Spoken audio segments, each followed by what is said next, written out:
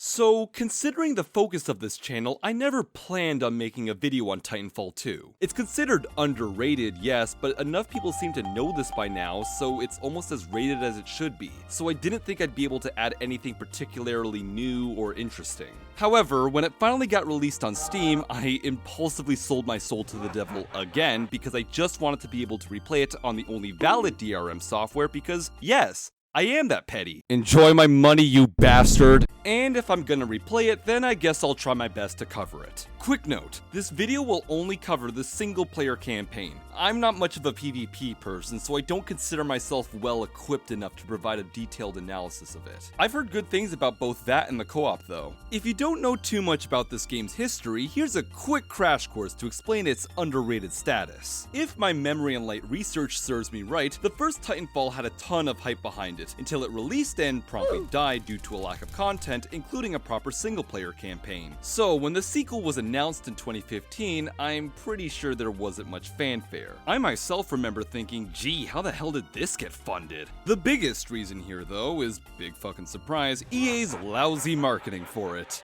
You know, just another move to sabotage one of their dev teams, blame them for the failure, and then promptly shove them into a mass grave. Apparently, they decided it was a fantastic idea to cram a relatively young franchise between two gaming juggernauts like a boy between two big titty-o-nasons, resulting in everyone either being too busy playing Battlefield 1 or too busy ignoring Infinite Warfare and playing COD 4 Remastered instead. Even though it still got positively glowing review scores, it unfortunately wasn't enough to improve sales figures. At the very least, Respawn's, somehow, still alive and swinging lightsabers as their name would imply, a statement I think is going to age about as well as Visceral's poor rotting corpse. TF2's, not that one, premise is pretty basic, perhaps even cliche if you really want to be critical, but serviceable. It revolves around two factions, the Militia and the IMC, fighting against each other to control the Frontier, a collection of solar systems. The former are rebels who are simply defending their homes, while the latter is a megacorp looking to exploit them for resources and profit.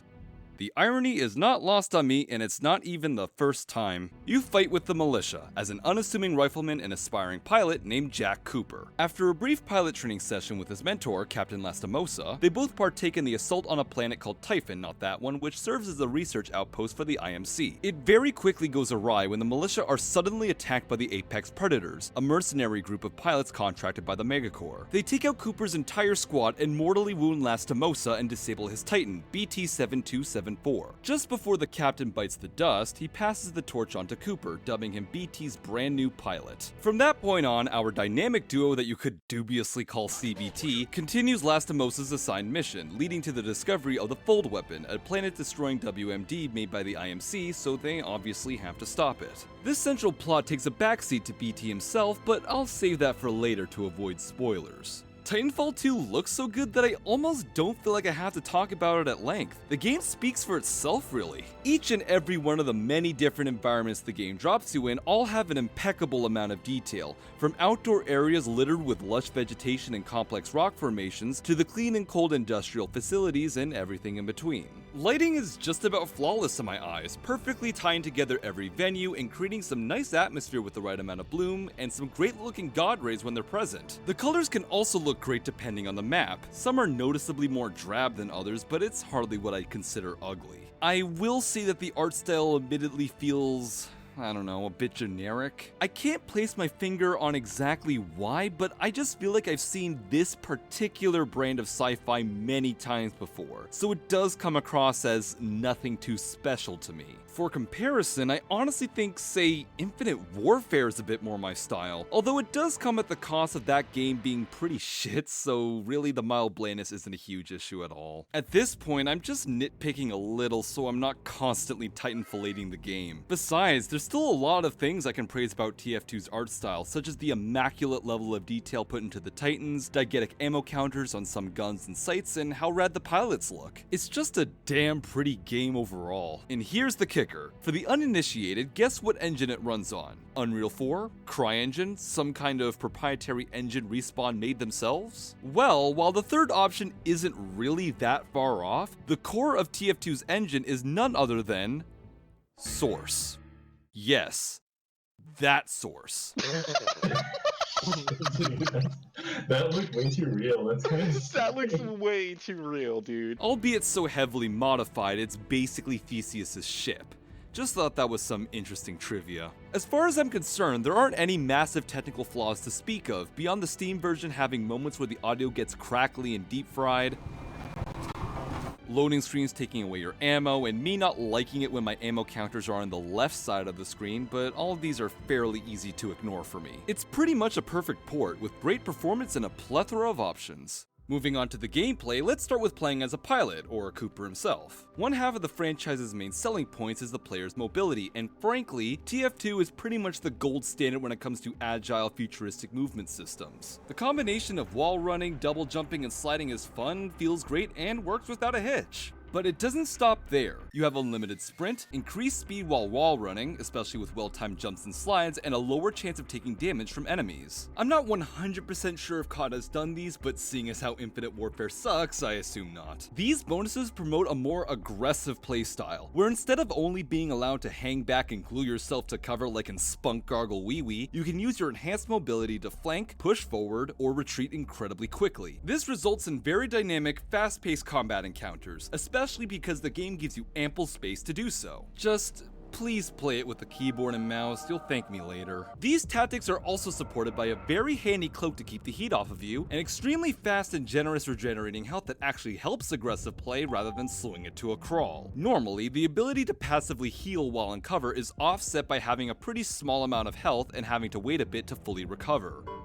Here, it barely takes a second, allowing you to hop back into the action quicker. You can even start healing while out in the open as long as you're able to avoid damage for a second or two. To briefly play devil's advocate, however, there's not much stopping you from playing the game really safely most of the time. While we all could argue about how developers need to make design choices to force players to play a game in a certain way, all I'm saying is, if you're gonna go out of your way to play Titanfall 2 and then play it in a boring fashion and then complain, even though the more fun option doesn't require that much more trouble to at least be decent at it, why did you even bother? Just play Spunk Gargle Wee Wee if that's all you could be fucked to do. As for your arsenal, I'm not gonna go over every single gun because there's quite a lot of them, but in general they feel great with pretty cool designs, punchy sound effects, and smooth as butter animations.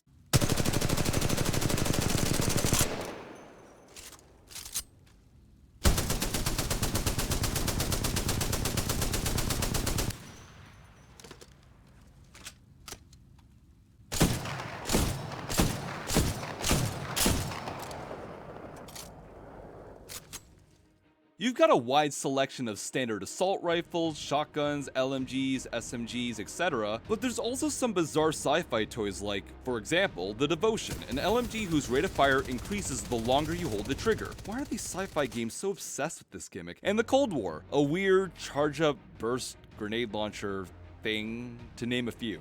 One feature that I've noticed and greatly appreciate is that this game has staged reloads. You know how interrupting a reload in other shooters, usually by sprinting, makes you restart the animation from the beginning? In TF2, when you resume reloading, you continue where you've left off. This reduces your overall downtime, so you can get back to shooting baddies faster. This also applies to Titan weapons, which I'll get to shortly. You've also got a variety of throwable weapons, from the humble frag and electrical arc grenades to the more exotic fire stars. Yes, throwing stars that cover an area with thermite on impact, or the gravity star, which sucks in enemies before exploding.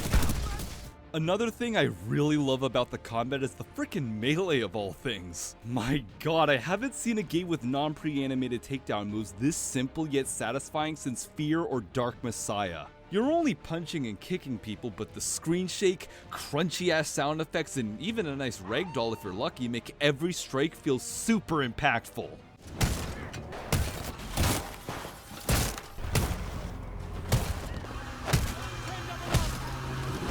One hit is enough to kill a regular mook, whereas the heavier enemies and the robotic stalkers require at least 2. Along with an MW2 style commando lunge, decking dudes in the face is honestly something I have way too much fun with.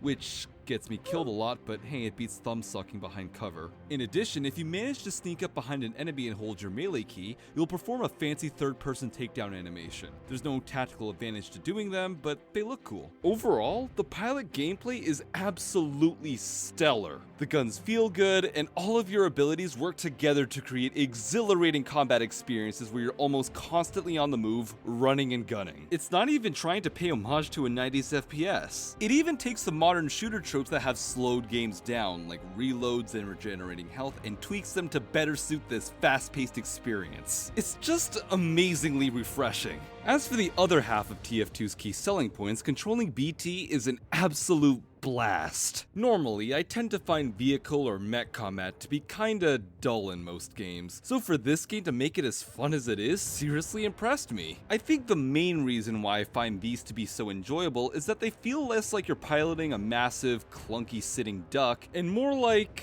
well, a first-person shooter where you're controlling the world's most agile and deadly refrigerator. It's difficult to put into words, but playing as BT isn't as restricting or boring as I expected. The best way I can explain it is that the difficulty is pretty much perfect here. Some mechs or vehicles in other games tend to have a big fixed health bar, but no reliable way to avoid damage, resulting in an experience that feels like you're in a brazen bull with guns strapped to it. In TF2, you have rechargeable shields and dashes, a good amount of attacks are avoidable, and health drops are frequent, but you have to find and fight for them. It feels much more fair. On the other hand, it's also not just a dead easy power fantasy against cannon fodder, aside from one moment, because enemy titans are challenging enough to provide engaging encounters. They also provide a nice change of pace in TF2's campaign, shifting the game from fast-paced combat and platforming to something slower and more methodical. Instead of fighting a large squad of grunts, you're up against a handful of the more tanky enemy titans equipped with more diverse weapons like hit-scanning cannons, rockets, or fire. It's more of a battle of attrition as you whittle away health bars while keeping an eye on your own, rather than focusing on hit and run tactics and fast times to kill. It's also a bit more cover based. Like I said before, you have a regenerating shield that protects your health, the latter of which can only be restored through pickups that you find in barrels or off fallen titans. Because titan shields take longer to restore compared to pilot health, you'll be out of the action longer, but it's offset by being able to take more punishment while out in the open.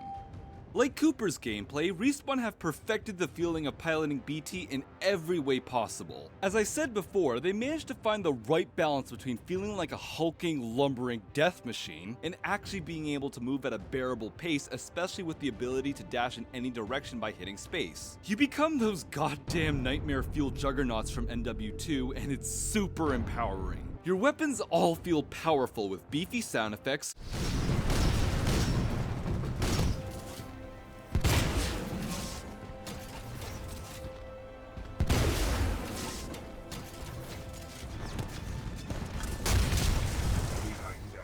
unlimited reserve ammo for Mordaka, nice explosions, and super detailed animations. You can even stomp on hapless foot soldiers for some super sadistic fun. You have access to 8 different Titan loadouts that you unlock gradually over the course of the campaign, each with different guns, ordnance as secondary attack, defensive and tactical equipment, and core abilities, ultimate moves that are charged by dealing damage. I'll give a quick overview of each one. Keep in mind that my assessments are all my own opinions, so whatever didn't work that well for me might work well for you, and vice versa.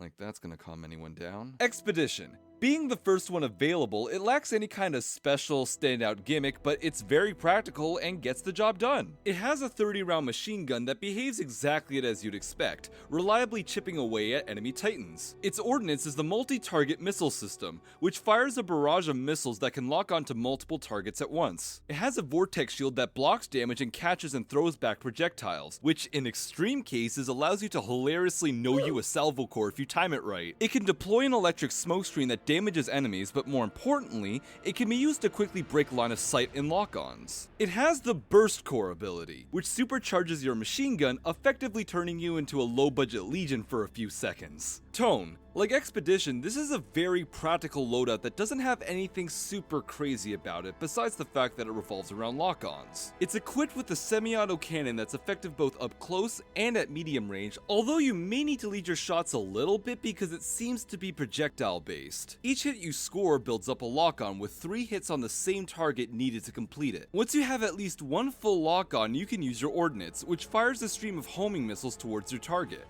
you can set up a stationary particle wall to block all incoming damage. Your tactical is a sonar lock, which is a non-lethal projectile that gives you another way to build up lock-ons on enemies and temporarily see them through walls. Its core ability is Salvo Core, which unleashes a barrage of missiles that can make quick work of enemies. The missiles are also guided by wherever your crosshairs are pointing. Scorch. Now we're getting into some of the more unique loadouts. As the name states, Scorch is all about fire. Personally, I find it to be a little bit impractical for reasons I'll get into, but to be fair, it can actually be super powerful in the hands of a really skilled player and can melt enemies in seconds. A friend of mine was nice enough to give me some of his own footage that demonstrates the true power of this loadout, since I couldn't figure it out, so I'll be using a few of his clips. Its main weapon is a single-shot thermite launcher. While I personally feel like its projectile-based nature and slow rate of fire make it harder to use, it's still perfectly usable. Its ordnance, Firewall, also has some drawbacks. While it looks awesome, the flames travel along the ground somewhat slowly in a thin, straight line, making it super easy for enemies to sidestep it, even if it's point blank. If you do manage to score a hit with it though, anyone unlucky enough to be in it will lose a lot of health really quickly. Your defensive tool is a thermal shield that melts all incoming damage and can even be used as a last resort weapon up close. The tactical is the incendiary trap, a canister full of flammable gas that can be set ablaze with your weapons, effectively increasing their area of effect. The flames can also stop enemies from advancing. I can't tell whether or not I like Flame Core. While the shockwave you unleash is great at quickly finishing off weakened titans and burning things through obstacles, the actual damage it deals isn't even enough to destroy the weakest titan classes at max health. On the other hand, if you're really good at melting away enemies, that constant damage easily fills up your core, allowing you to use it frequently. Brute. This one's all about rockets. That's basically it. Naturally, this kit is equipped with a rocket launcher with 2 fire modes. It normally fires 4 rockets at once and fires single rockets in full auto when aiming. The rockets feel like they move too slow for my taste, but other than that, it's fine. It shares the MTMS and the Vortex shield with Expedition. Its utility is a VTOL hover.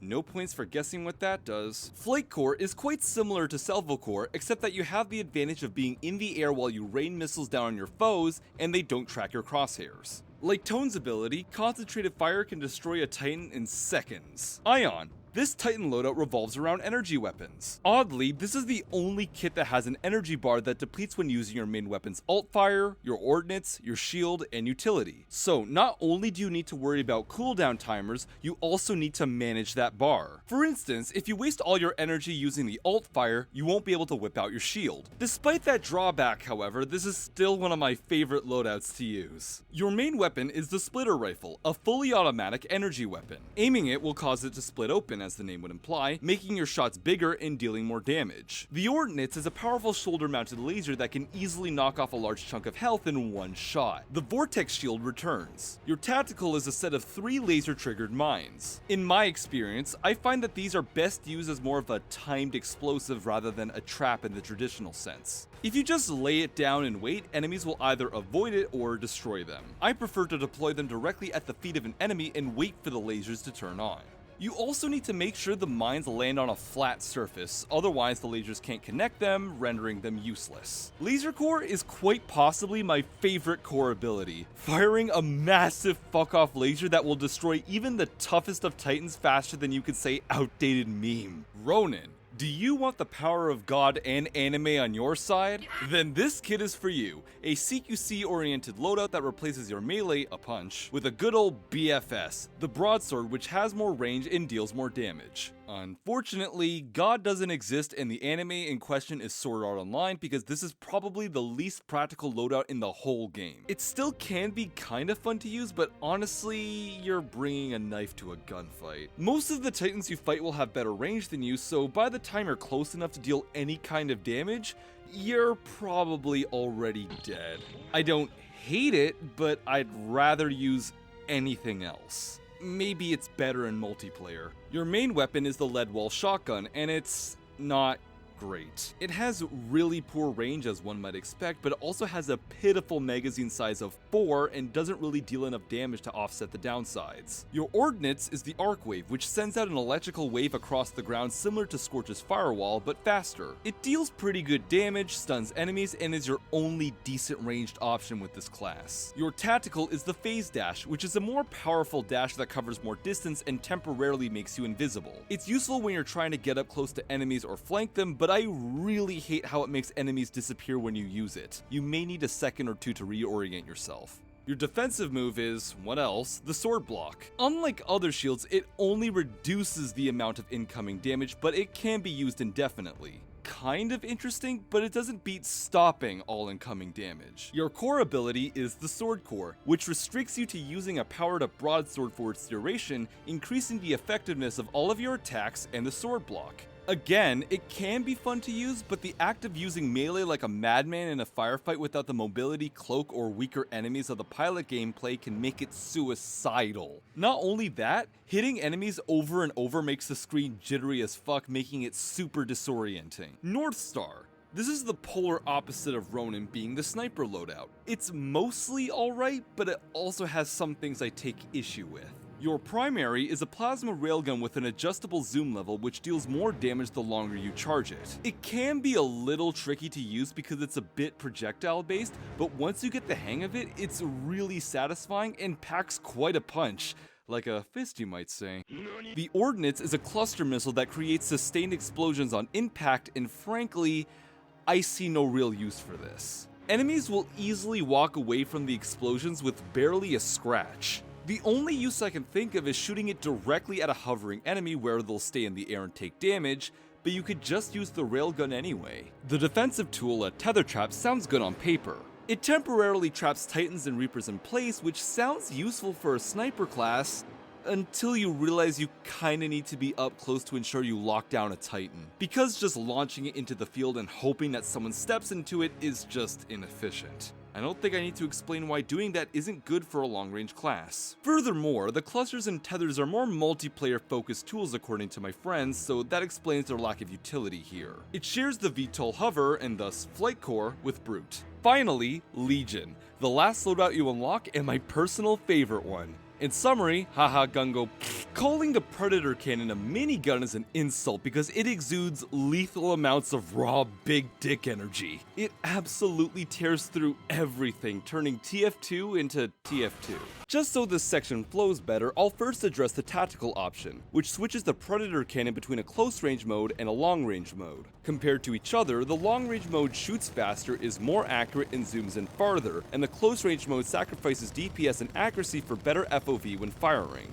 These modes affect how the Ordnance, the power shot, behaves. The close-range version acts like a shotgun, firing a blast that can damage multiple foes at once, while the long-range counterpart acts like Northstar's railgun, firing a single accurate shot. Your defensive option is a shield that's deployed directly on the maxi gun, allowing you to shoot while you block incoming damage. This is the only shield that lets you do this. The core ability is Smart Core, which gives you unlimited ammo and an aimbot that targets just about every enemy in your field of view. Your shots can even move around cover. It's just as fun as it sounds. You're free to swap loadouts in the middle of a firefight, pausing the game, which I find to be a little too forgiving if I'm honest. A bigger problem is that you cannot use loadouts in missions where you haven't yet unlocked them New Game Plus style. For example, Legion can only be used on the last level, which is a shame. I don't have much more to say besides that the Titan combat is just great fun, and pretty much sets the standard for this type of gameplay by simply not being boring, tedious trash. Instead of me feeling, oh I gotta pilot BT, it's more like, oh, I get to pilot BT. You now know about yourself, so now you should know about your enemies. A sci-fi setting means you got more than just human grunts to deal with. I've already briefly mentioned the Stalkers and Reapers. The former are robotic soldiers that are more durable and slower than the average grunt, but can leap somewhat long distances and can suicide bomb if you just incapacitate them, so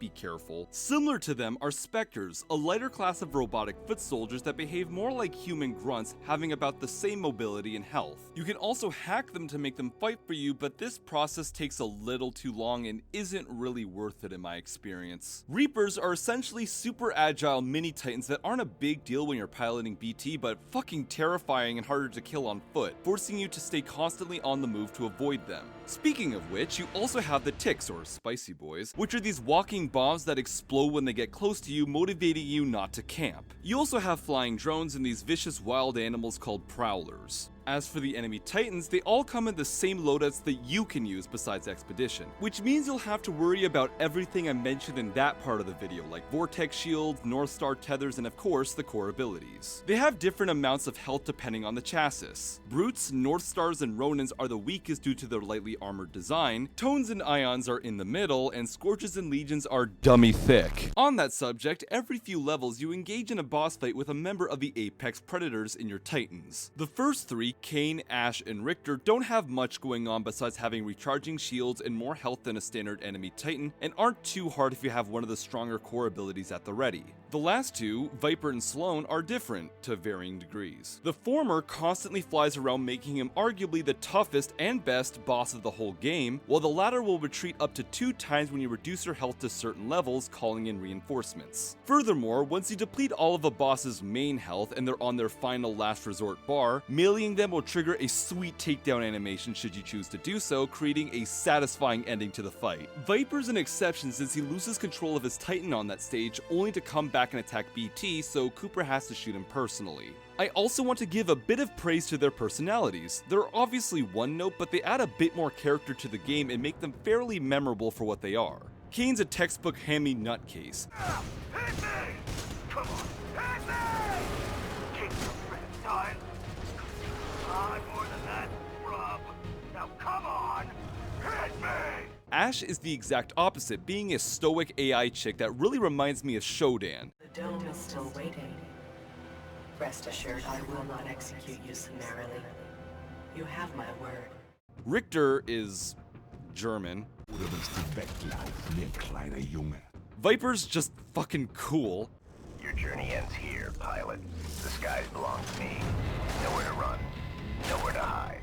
And Sloan, okay, she's kinda dull. But hey, 4 out of 5 ain't bad. It's still better than the SDF. Putting all of it together, the levels you do this stuff in are varied and have good to amazingly creative level design. There are only 9 missions, one of them being a tutorial, but Respawn have taken the time to make the absolute most of them by constantly changing the pacing to keep your attention, but not so much you get whiplash. Along with the odd level defining gimmick, and I mean the good kind of gimmick, it's a short but wonderfully fulfilling experience. Right off the bat, TF2 creates an amazing first impression with quite possibly the best tutorial ever made, besides Blood Dragon, obviously. Why? It starts simple enough with the basics of wall running and shooting targets, but then we get to the Gauntlet. Forget what you know about the typical obstacle course in other games. This is so next level, I spent a solid hour in it during both my first and second playthrough. It's an exhilarating blend of shooting and wall running that's more fun and engaging than some games are in their entire campaigns. Even though I'm not great at it, as evidenced by my Dean Takahashi level footage here, it's incredibly hard to put down. I even appreciate how quick and easy it is to restart the Gauntlet if you mess up in the middle. As for the rest of the campaign, I'll provide a brief overview of each level, but rather than going in chronological order, I'm going in ascending order of the holy shit quotient. Levels like BT-7274, Blood and Rust, and Trial by Fire encompass the levels that are definitely solid, but quite tame compared to the rest of the lineup. They lack any kind of crazy gimmick, mostly because the first 2 are early in the game, and the third's gimmick is that it's all Titan fighting. It's just good, simple level design all around, with good amounts of both platforming and combat in the former 2, and constant action in the third. I would be remiss to not mention one particular section in Blood and Rust though, where you alone have to survive for a few minutes in a massive arena filled with grunts and spicy boys. It's quite a nerve-wracking affair to say the least. The arc is almost in the same category as the first 3, if not a little bit weaker due to the smaller arenas that don't allow for nearly as much movement, but it has the benefit of taking place on flying ships, and jumping between them is an awesomely terrifying spectacle. The beacon is split into 2 halves, the power plant, and the titular beacon. I don't really have anything to say about the former. The level design here is quite cramped for the most part, and not as interesting as some of the levels preceding it. It's probably what I'd call the low point, but it's not bad. Things start to get a little more interesting once you get your hands on the Arc Tool, a handheld electrical generator needed to restore the power for your allies, that you obtain by yanking from the hands of a poor Marvin like the soulless, callous bastard you are, you prick. You have to use it to shut off Phann so you can safely make your way back to the militia. It's nothing complicated, but it's good enough to show you the ropes. The second half is much more exciting and interesting, especially because it begins with BT yeeting you across a canyon over to the beacon, which is utterly absurd because... you know about Corpse Party? But fuck it, it's awesome. The arenas you fight in are massive, have a good mix of fighting indoors and outdoors, and promote a lot of movement due to the high enemy count, including a Reaper and all the spicy boys they spawn. You also have more uses for the Arc Tool, like triggering platforms, elevators, and activating stalkers to fight for you. You can even use it as a makeshift weapon. It's not quite the death ray it looks like, but it's surprisingly usable, especially since you have unlimited ammo. Into the Abyss takes place in a massive factory making houses, creating some extremely interesting and cool platforming sections where you need to time your jumps correctly and watch for hazards, like I didn't here and fucking died. It also has some large and open arenas allowing for a healthy amount of mobile gameplay. Even watching the factory at work is just very visually appealing. It's definitely one of my favorites. I'm gonna be a little bit vague about the fold weapon due to spoilers because it's the last level. While the level design itself isn't up to much, especially the beginning, you get to play with some of the best weapons in the game. Like I said before, this is the only level where you have access to Legion, and while you're on foot, you're given a smart pistol with unlimited reserve ammo that automatically locks onto your enemies' heads and drops them all in a single shot. It's like Half-Life 2's supercharged gravity gun. Yes, it's overpowered. Yes, the game becomes super easy for a bit, but hot damn if this isn't the second best power trip in the whole game. What's the best power trip, you ask? If you've played TF2 before, you know what I'm gonna talk about. Effect and Cause, the greatest level in the whole game. Here, Cooper and BT approach a derelict IMC research facility, and not much later, it's clear that something isn't right as Cooper phases back and forth through time, back to when the building was operational. Eventually, he comes across the late Major Anderson, another militia pilot that Lastimosa was supposed to meet up with. Now obligated to finish the Major's mission of uncovering the secrets behind what the IMC were working on, Cooper takes a device off of Anderson's wrist that lets him go back and forth through time on demand, which, to use the technical term, is fucking rad. Naturally, it has uses in both traversal and combat. Because you're teleporting between the past and the present, you can use the device to bypass obstacles and hazards like vent fans, electricity, fire, and even floors. You also have to use it to change the positions of walls and platforms, forcing you to switch time periods mid-jump, which feels super seamless and just badass. You even have this terrifying tube section you have to jump into and constantly trigger the device to avoid the fans of the past and fire of the present. As for its utility in combat, it replaces your cloak, but that's hardly an issue because this is a far more powerful flanking tool. When you swap timelines, these blue spirit-looking things show your enemies as the last position, allowing you to reposition yourself and go nothing personnel as you reduce personnel to nothing. Side note, killing enemies in the past causes their decayed corpses to appear in the present, which is an awesome detail. Even more interesting are the combat scenarios where you have to juggle two different encounters at once. The IMC in the past and the Prowlers in the present, forcing you to change tactics as you take a quick break from one encounter and enter another. You'll also need to keep track of those spirits so you're not in a bad spot when you switch. It's hectic, creative, and incredibly good fun. You even get to use it while you're in BT, and it's just as awesome as you'd expect. Because I still have no idea how to seamlessly incorporate these into my script, each level also has several pilot helmets to collect. They don't do anything, but they reward players with keen vision and a solid handle on the movement. I'm not really exaggerating when I say that Titanfall 2 has easily one of the best linear mission-based single-player campaigns of all time with barely any weak links to speak of. With consistently fun movement and combat in ever-changing settings and gimmicks, it's very clear to me that Respawn designed the campaign with the goal of never letting the player have a chance to get bored. Finally, what really glues this entire experience together, setting it from very, very good to ascended, is BT himself and your bond with him. I strongly recommend you skip this section if you want to experience him for yourself. It's extremely rare that a game can make me really emotionally attached to a character because I'm a gameplay first kind of guy, but BT succeeds. If I had to make a comparison, I'd say this is probably like the Iron Giant with guns. I say probably because I actually haven't seen that movie, obviously, but as far as I know, they both end with the big guy doing the big die making us all do the big cry, so they're close enough. Admittedly, BT himself isn't a complex character at all, but he is very effective. As one might expect for a robot, he's very serious and stoic, but that dryness is balanced out by his literal-mindedness and his dorky inability to understand sarcasm in certain phrases that create some genuinely chuckle-worthy lines. Props to the writer. I think somebody's in love. A human's concept of love requires admiration, attraction, devotion, and respect. Conclusion. I am 50% in love. Pilot, exercise caution. You can say that again. Pilot, exercise caution. Missing me already? I was not shooting at you. That would be in violation of Protocol 3. Never mind.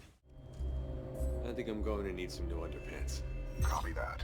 Noted for the next supply drop. Sure, it's nothing new, but for me and a lot of others, it does a fantastic job at making him a funny and charming companion. However, I believe the bond the player shares with him is much deeper than haha big funny man for a few reasons. Firstly, something that might be overlooked are the moments we are given a choice between two responses to things that BT says. Ultimately, these do not affect the story nor gameplay in any way, which could make this seem like a game of which one will yield a funnier response at best, or a failed attempt at shoehorning in RPG dialogue trees at worst. The way I see it, this creates a subtle way of immersing you into the role of Cooper. As you likely know, there's two ways to portray a protagonist. They're either silent in order to make it easier to insert yourself into the game, or they speak, giving them another way of interacting with the world. Monkey. Both methods arguably have downsides. Silent protagonists can simply be bland and can take you out of a game in certain situations, and voice protagonists may alienate the player a little since they're essentially watching someone else's journey. They aren't them.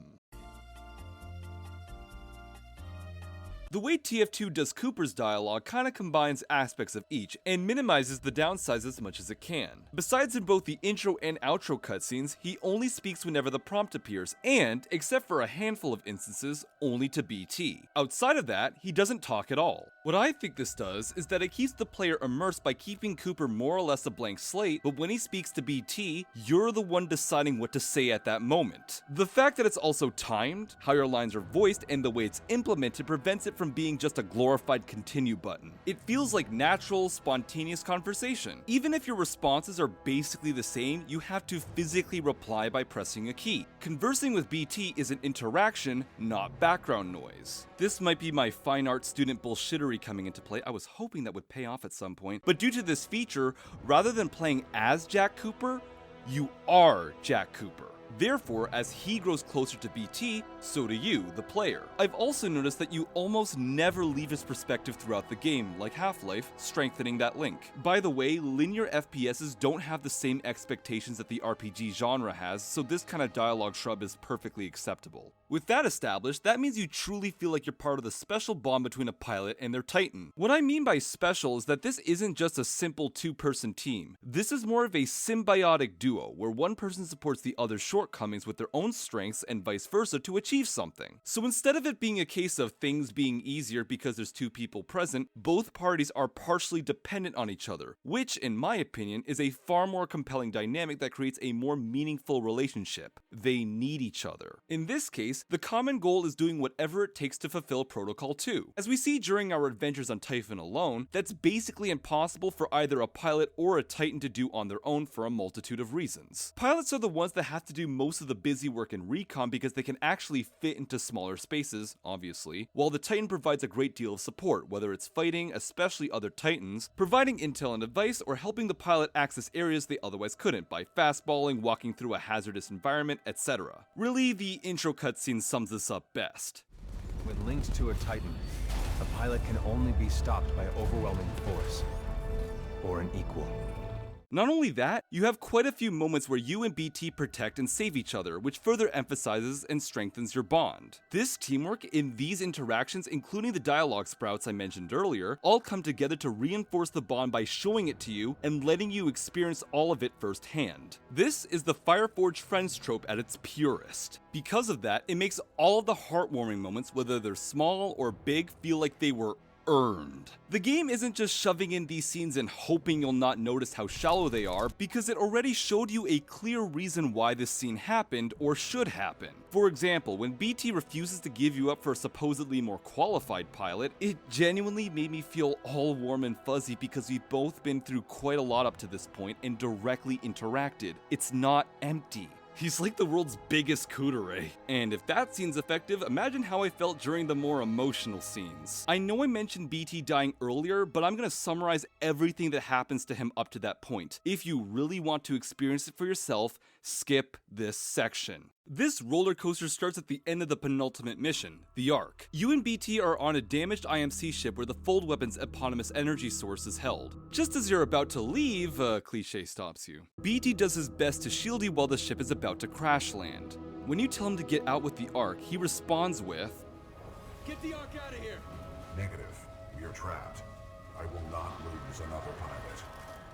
If you're a cynical asshole, you could say that he might just be following what he was programmed to do. Follow Protocol 3. But if you're a correct asshole like me, those 6 simple words with that monotone yet determined delivery just get me every time and hold a lot of weight. Think about it. Only a few days ago at best did you link up with BT, right after he lost his closest friend of 3 years. That fact and that line shows to me that he isn't just a soulless computer. While he still doesn't show much emotion, he isn't completely over Lastimosa and he does not want it to happen again. He will not lose you, his only friend. He has clearly gained a lot of respect for you despite not knowing you for very long, and because of the previously mentioned interactions with him, you'll more than likely reciprocate these feelings. It really does come across as a genuine, heartfelt statement. After the ship crashes and both you and BT are captured, the Apex Predators recover the Ark, not before a brief bamboozle, and Sloan murders the hell out of BT.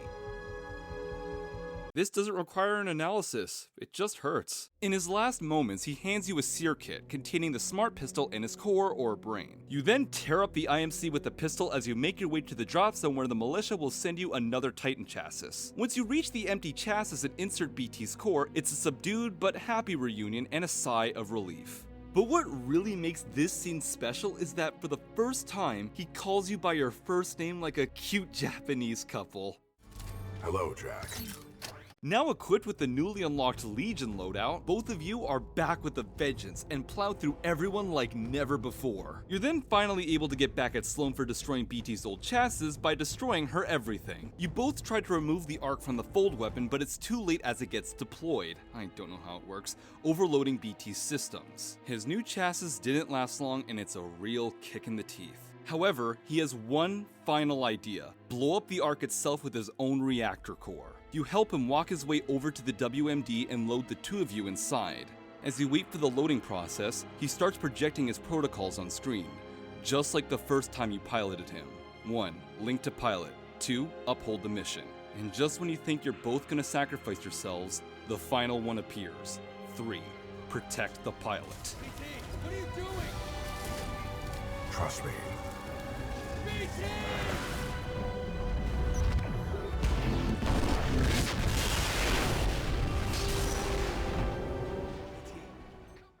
This scene made me aggressively salute while I sobbed. Not only is BT's body and core gone forever, it also shows just how much BT cares for you. Again, even though he knew full well he was never gonna make it out alive, he was not gonna let you pull a Lastimosa. Maybe I'm looking too much into it, but it's almost as if he values your life more than his own, and considering the interactions you've had with him, I feel like it comes from actual selflessness rather than simply following his protocols. It's just a really touching heroic sacrifice to me.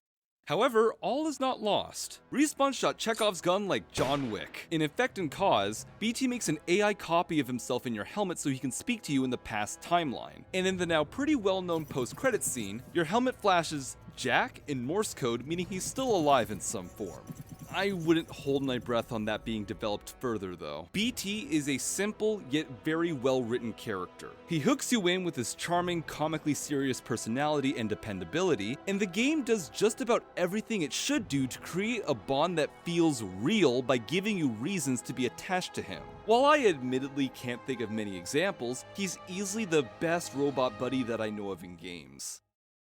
Don't worry, Kibo, you're a good boy too. And Ethan, I think I've made it pretty clear that I love Titanfall 2 with all my heart. Everything from its visuals, buttery smooth controls, fantastic combat, varied levels, and even a simple but solid story put it up there with games that I perceive to be basically perfect or near perfect. BT once stated that a human's concept of love requires admiration, attraction, devotion, and respect. In this particular case, I am 100% in love. It's a game that I would absolutely recommend to anyone with even a passing interest in FPSs, especially since it's more approachable than ever before. You won't regret it. Trust me.